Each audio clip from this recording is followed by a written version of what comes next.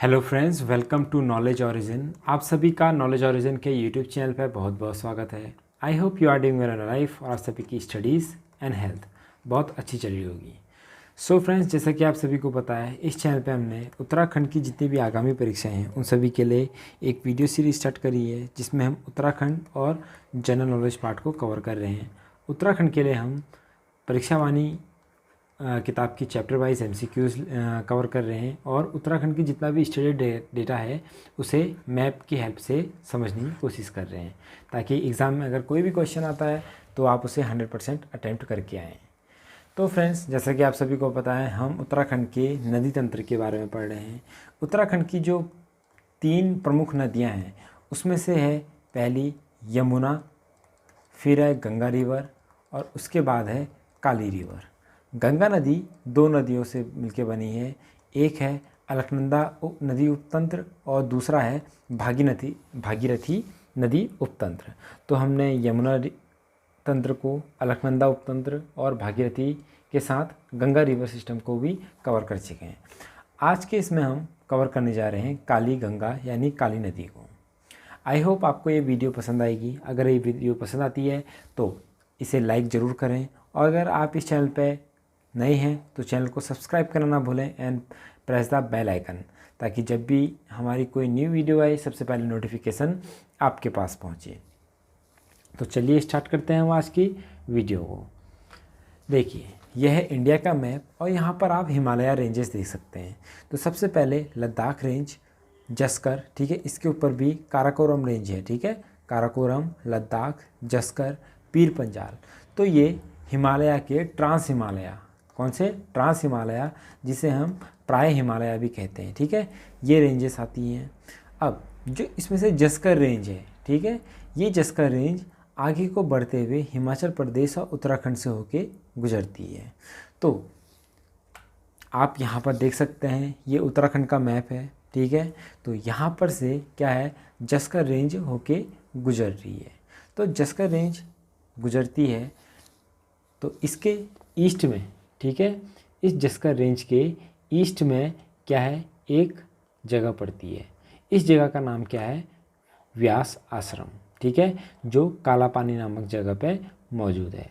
इसी काला पानी या व्यास आश्रम के पास में मौजूद है लिपुलेख दर्रा यानी लिपुलेख पास।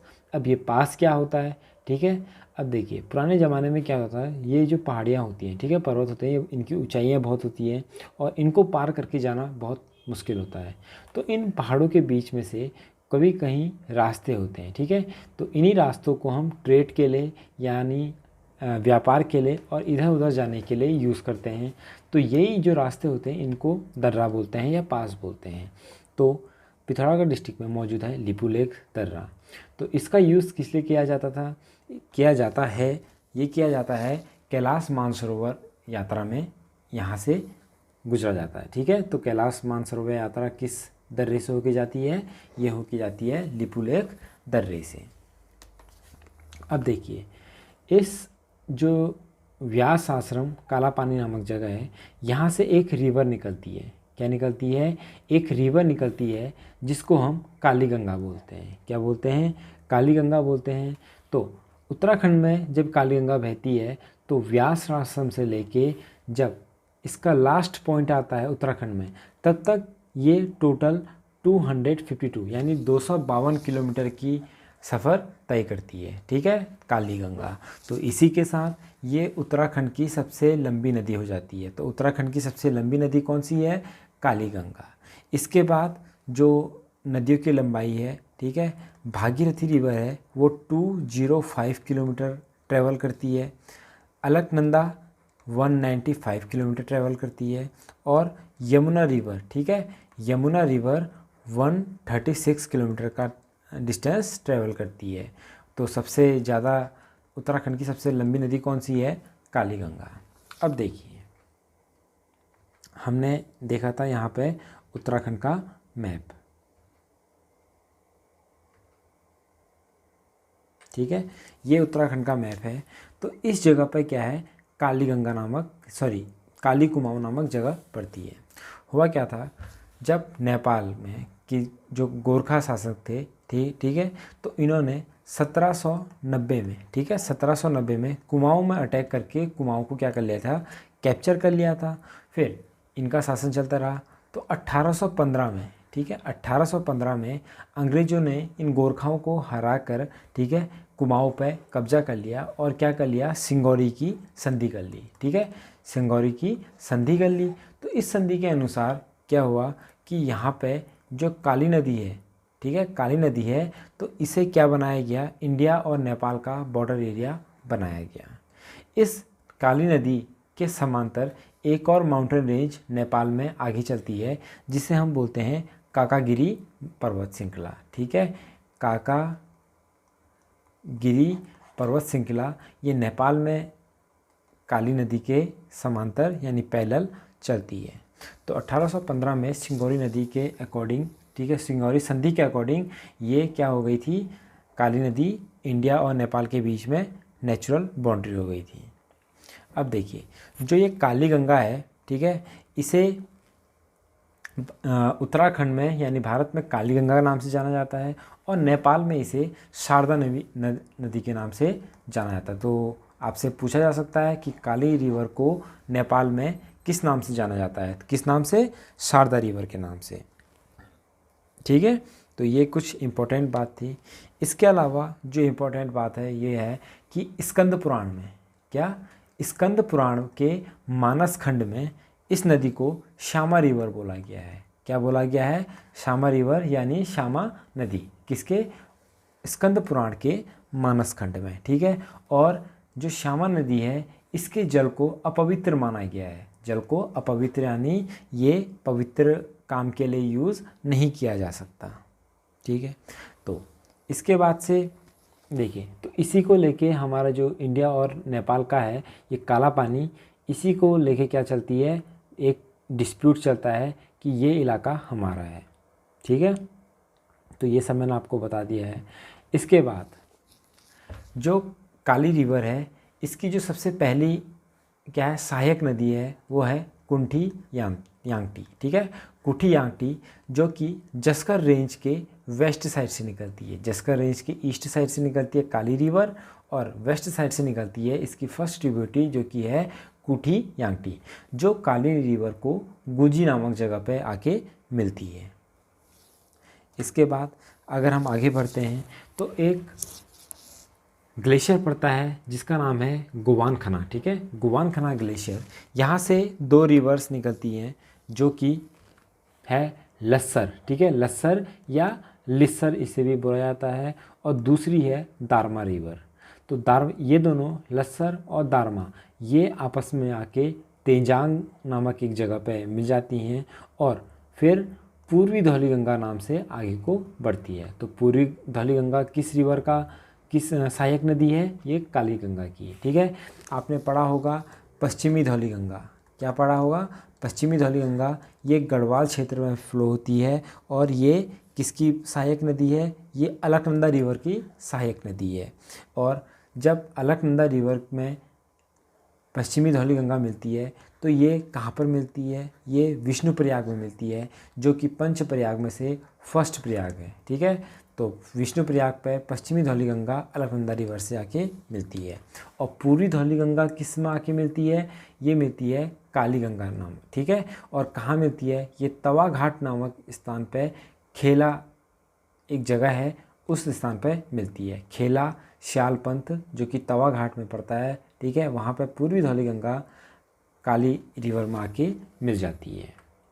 उसके बाद पिथौरागढ़ में दो ग्लेशियर्स हैं जो कि है रालम ग्लेशियर और मिलम ग्लेशियर। इन दोनों ग्लेशियर से दो रिवर्स निकलती हैं। मिलम ग्लेशियर से निकलती है गौरी गंगा और रालम ग्लेशियर से निकलती है सुनकल्पा या रालम रिवर। ये दोनों, ठीक है, आपस में जब आके मिल जाती हैं फिर गौरी गंगा नाम से जाना जाता है। इस इलाके में क्या है, गौरी जो ये रिवर है इसमें जो पत्थर पाए जाते हैं और जो इसका पानी है वो बहुत गोरा है यानी सफ़ेद है, तो इसीलिए इसको हम गौरी गंगा नाम से जानते हैं। गौरी गंगा की दो इम्पोर्टेंट क्या हैं, सहायक नदियाँ हैं, पहली है गोनखागाड़ और दूसरी है मतकानी, ठीक है। जब गौरी गंगा आगे बढ़ती है तो ये काली रिवर में, ठीक है, ये काली नदी में जौलजीबी नामक जगह पे, जो कि पिथौरागढ़ में पड़ता है, उस स्थान पे मिल जाती है। और यहाँ पे जौलजीबी में एक मेला भी लगता है, ठीक है, यहाँ का जौलजीबी का मेला जो बहुत फेमस है।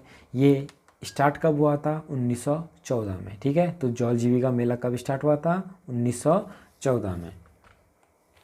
उसके बाद बागेश्वर में एक जगह है जिसका नाम है झुंडी। झुंडी के पास में जगह है सुरमूल, ठीक है, सरमूल झुंडी, जो कि बागेश्वर में पड़ता है। यहाँ से एक रिवर आके निकलती है, ठीक है। इस रिवर का नाम है सरयू रिवर। तो सरयू रिवर की जो टोटल लंबाई है झुंडी से लेके इस प्लेस तक, ये पड़ती है 146 किलोमीटर की, ठीक है। तो 146 किलोमीटर की ये यात्रा करती है सरयू रिवर। अब ये मिलती कहाँ पर है? पंचमेश्वर, जिसे हम काली कुमाऊँ के नाम से भी जानते हैं, ठीक है। पंचमेश्वर इससे 40 किलोमीटर नीचे, यानी 40 किलोमीटर नीचे एक जगह पड़ती है। उस जगह पे ये क्या होता है? सरयू रिवर काली रिवर पर आके मिल जाती है। अगर आपको पंचमेश्वर दिया गया है तो आप पंचमेश्वर को ही टिक करेंगे ऑप्शंस में, ठीक है। उसके बाद जब ये सरयू नदी बागेश्वर से निकलती है तो इसकी कुछ इम्पोर्टेंट ट्रिब्यूटरीज भी हैं, यानी सहायक नदियाँ भी हैं। जो पहली सहायक नदी है वो है गोमती रिवर। तो गोमती रिवर बागेश्वर के डेबरा सिटी से निकलती है और बागेश्वर जो शहर है, मेन सिटी, वहाँ पे जाके सरयू रिवर पे मिल जाती है। इसी अब ये देखिए बागेश्वर का जो ये संगम है, ठीक है, ये फेमस क्यों है? क्योंकि यहाँ पर ही कुली बेगार का अनऑफिशियल क्या हुआ था? बहिष्कार स्टार्ट हुआ था। आपको पता होगा, आपने हिस्ट्री में पढ़ा होगा, उत्तराखंड की कुली बेगार प्रथा जो थी, इसका विरोध की जो अनऑफिशियल शुरुआत हुई थी वो इसी जगह से हुई थी, ठीक है, सरयू और गोमती रिवर के संगम से, जो कि बागेश्वर में मौजूद है। उसके बाद जब हम आगे बढ़ते हैं तो अल्मोड़ा क्षेत्र से, यानी अल्मोड़ा डिस्ट्रिक्ट से निकलती है एक रिवर, पनार रिवर, जो कि सरयू रिवर के काकड़ी घाट नामक जगह पे आके मिल जाती है। ये काकड़ी घाट जगह अल्मोड़ा, पिथौरागढ़ और चंपावत, इन डिस्ट्रिक्ट्स के, यानी इन जिलों के बॉर्डर एरिया पर पड़ता है। फिर आगे जाने पे पोंटिंग और नामिक ग्लेशियर, जो कि पिथौरागढ़ में पड़ते हैं, यहाँ से एक रिवर निकलती है और रामेश्वर तीर्थ नामक जगह पे सरयू नदी में आके मिल जाती है। इस रिवर का नाम है पूर्वी रामगंगा। आपने पढ़ा होगा पश्चिमी रामगंगा, ये गढ़वाल क्षेत्र में फ्लो होती है, और पूर्वी रामगंगा ये कुमाऊँ क्षेत्र में फ्लो होती है। जो पूर्वी रामगंगा है ये सरयू रिवर की क्या है? सहायक नदी है, जो सरयू रिवर से रामेश्वर तीर्थ के नामक जगह पे आके मिल जाती है। इस पूर्वी रामगंगा की 3 क्या हैं? सहायक नदियां हैं, जो कि है भुजपत्री गाड़, बेरल गाड़ और गरगतिया। तो ये 3 इम्पोर्टेंट सहायक नदियां हैं किसकी? पूर्वी रामगंगा की। फिर अब देखिए जो ये सरयू रिवर है ये पहले तो पिथौरागढ़ और अल्मोड़ा के बीच में बॉर्डर बनाती है, फिर उसके बाद ये पिथौरागढ़ और चंपावत डिस्ट्रिक्ट के बीच में क्या बनाती है? बॉर्डर बनाती है। तो आपसे ये भी पूछ सकता है कि इनमें से किस ज़िले की जो सीमा निर्धारण है वो सरयू रिवर नहीं करती है, ठीक है। तो आपको पिथौरागढ़, अल्मोड़ा और चंपावत दिया रहेगा, तो इन तीनों की बॉर्डर बनाती है कौन? सरयू रिवर। सपोज जो चौथा ऑप्शन दिया रहेगा नैनीताल कुछ भी, तो वो सरयू नदी इसका बॉर्डर नहीं बनाती है। आगे चलने पे एक जगह पड़ती है चूका, जो कि चंपावत डिस्ट्रिक्ट में पड़ती है। यहाँ पे काली नदी में आके मिल जाती है लधिया, जो कि पिथौरागढ़, अल्मोड़ा और नैनीताल के बॉर्डर एरिया में एक जगह पड़ती है गजार, ठीक है। इस प्लेस से निकलती है गजार से कौन सी रिवर? लधिया। और ये उत्तराखंड में काली रिवर की लास्ट सहायक नदी है, ठीक है, यानी अंतिम सहायक नदी है लधिया रिवर काली नदी की उत्तराखंड में। उसके बाद क्या होता है, जब ये काली रिवर चूका के बाद आगे बढ़ती है तो ये उत्तराखंड में अपने लास्ट रिजॉर्ट में, ठीक है, जो कि है भरमदेव मंडी, जो कि टनकपुर के में पड़ता है। और किस डिस्ट्रिक्ट में पड़ता है? ये चंपावत की। तो चंपावत ज़िले के टनकपुर नामक जगह में एक जगह पड़ती है भरमदेव मंडी। तो उस स्थान पे क्या होता है? ये लास्ट रिजॉर्ट है काली गंगा का उत्तराखंड में। तो काला पानी से लेके भरमदेव मंडी तक काली रिवर 252 किलोमीटर का ट्रैवल करती है और इसी के साथ ये उत्तराखंड की सबसे लंबी रिवर बन जाती है। भरमदेव मंडी के बाद ये काली गंगा को हम दो नहर में डिवाइड कर देते हैं। पहला है शारदा नहर, जो कि जिसका निर्माण 1928 में किया गया था और ये पहले यूएस नगर यानी उधम सिंह नगर में फ्लो होती है और उसके बाद यूपी में एंटर कर जाती है। और जो काली गंगा नेपाल में एंटर करती है तो वहाँ इसे महाकाली नहर के नाम से जाना जाता है। ठीक है, ये महाकाली नहर बाद में जाके नेपाल में से ही एक दूसरी रिवर निकलती है, घाघरा नदी, ठीक है, जिसे आप घग्गर नदी भी कहते हैं, ठीक है, उसमें जाके ये मिल जाती है कौन सी, महाकाली नहर। अब इस घाघरा रिवर के बारे में आपको बात बता दूं कि जब ये महाकाली नहर और घाघरा रिवर आपस में मिलती हैं उसके बाद ये यूपी में एंटर करती हैं घाघरा नाम से, और इसी रिवर के किनारे पर बसा है अयोध्या।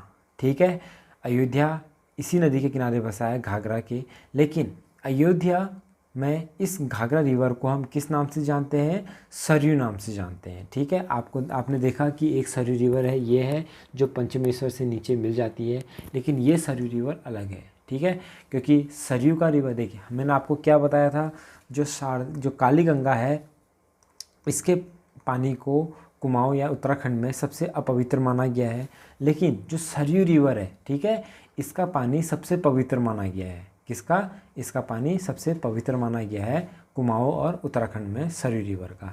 तो इसी कारण कि इसका सरयू रिवर का पानी सबसे पवित्र माना गया है, इसीलिए घाघरा को अयोध्या के किनारे पे जब ये पहुंचती है तो इसे हम सरयू नदी के नाम से जाना जाता है। तो अयोध्या को क्रॉस करते जब ये सरयू रिवर बिहार में एंटर करती है तो इसका दोबारा नाम क्या पड़ जाता है, घाघरा पड़ जाता है, और ये छपरा नामक जगह पे, ठीक है, बिहार में एक जगह पड़ती है छपरा, उस जगह पे ये गंगा रिवर में जाके मिल जाती है। ठीक है, अब देखिए आपने पंचमेश्वर पढ़ा, ठीक है, तो पंचमेश्वर को काली कुमाऊं नाम से भी जाना जाता है। अब ये जो प्लेस है ना, यहाँ पर एक बांध परियोजना है, पंचमेश्वर बांध परियोजना। ठीक है, ये जो प्रस्तावित हुई थी 1996 में हुई थी और इंडिया और नेपाल के बीच में ये सबसे बड़ी परियोजना है, पंचमेश्वर बांध परियोजना। उसके बाद जो काली गंगा डिवाइड हुई थी, शारदा नहर, इसमें भी एक परियोजना बनाई गई है, लोहिया हेर परियोजना। तो आपसे पूछेगा कि लोहिया हेर परियोजना किस नहर पर है, तो ये शारदा नहर पर है। ठीक है, और शारदा नहर का निर्माण कब हुआ था, 1928 में। उसके बाद हमने एक यहाँ पर जगह पड़ी थी पूर्वी धौली गंगा। ठीक है, ये खेला नामक जगह पे क्या होते हैं, खेला तवाघाट नामक जगह पे काली नदी पे मिलती है। तो इसी पूर्वी धौली गंगा पे क्या है, एक विद्युत जल परियोजना है जो कि है धौली गंगा परियोजना। इसका निर्माण 2005 में हुआ था और इसी धौली गंगा परियोजना को शीर किला बांध भी कहा जाता है। ठीक है, अब देखिए जो ये धौली गंगा परियोजना है, ठीक है, ये कटवाल टेक्निक से बनाया गया है। क्या, कटवाल टेक्निक से। इस टेक्निक में होता क्या है कि जो बांध होता है इसका जो बेस होता है ना, बेस यानी आधार, वो बहुत मजबूत बनाया गया होता है। ठीक है, ताकि ये एक भूकंप जैसी स्थिति को भी झेल सके। तो इसे बनाने में कटवाल टेक्निक का यूज़ किया गया है। सो फ्रेंड्स, ये था हमारा काली नदी यानी जिसे शारदा नदी के नाम से भी जाना जाता है, व्यास नदी से लेके ब्रह्मदेव मंडी तक के ये सफ़र रहा। ठीक है, तो ये काली नदी और उसके क्या हैं, उपतंत्र हैं। आई होप आपको ये वीडियो पसंद आएगी। देखिए आपको इसी वीडियो को 2 या 3 एटलीस्ट 2-3 बार देखना है अगर आपको ये सारे कॉन्सेप्ट याद रखने हैं, और इस फिगर को जिस प्रकार मैंने आपको स्टेप बाय स्टेप समझाया तो इसी तरीके से आपको भी इसे बनाना है।